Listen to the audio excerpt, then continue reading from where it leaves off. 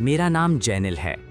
आज मैं आप सभी से एक बहुत ही ज़रूरी विषय पर बात करने जा रहा हूँ।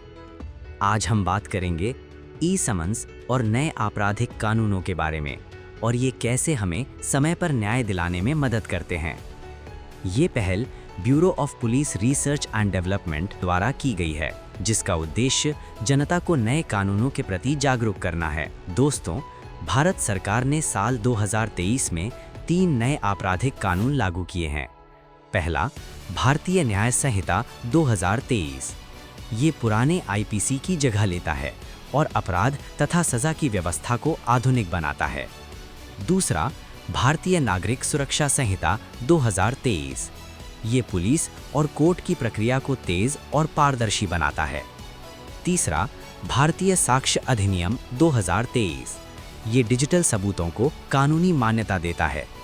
इन तीनों कानूनों का उद्देश्य है तेज न्याय, निष्पक्ष न्याय और तकनीक का सही उपयोग। अब बात करते हैं ई समन्स की। पहले क्या होता था, कोर्ट से नोटिस कागज पर आता था, डाक के जरिए भेजा जाता था और कई बार महीनों बाद मिलता था।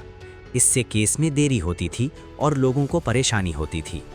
अब आया है ई समन्स, मतलब मोबाइल, ईमेल और ऑनलाइन सिस्टम के जरिए सीधे नोटिस मिलना। इससे समय बचता है, कागज की बचत होती है और सिस्टम ज़्यादा भरोसेमंद बनता है। दोस्तों, ई समन्स की वजह से अब समय पर न्याय संभव हो पाया है। जब नोटिस तुरंत मिल जाता है तो केस की सुनवाई भी जल्दी शुरू होती है। अब हर नोटिस का डिजिटल रिकॉर्ड रहता है, जिससे कोई गड़बड़ी नहीं हो सकती। गलत पते की समस्या भी लगभग खत्म हो गई है। पहले जहां नोटिस आने में महीनों लगते थे, अब वही काम कुछ ही दिनों में हो जाता है। यही है समय पर न्याय। आज हमारा देश डिजिटल इंडिया की दिशा में आगे बढ़ रहा है।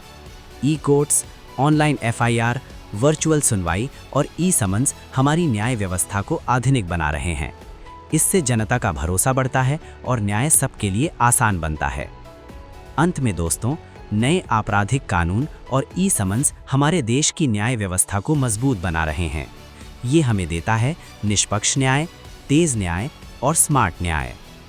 हमें इन व्यवस्थाओं को समझना चाहिए और इनका सही उपयोग करना चाहिए। आप सभी का बहुत बहुत धन्यवाद। जय हिंद।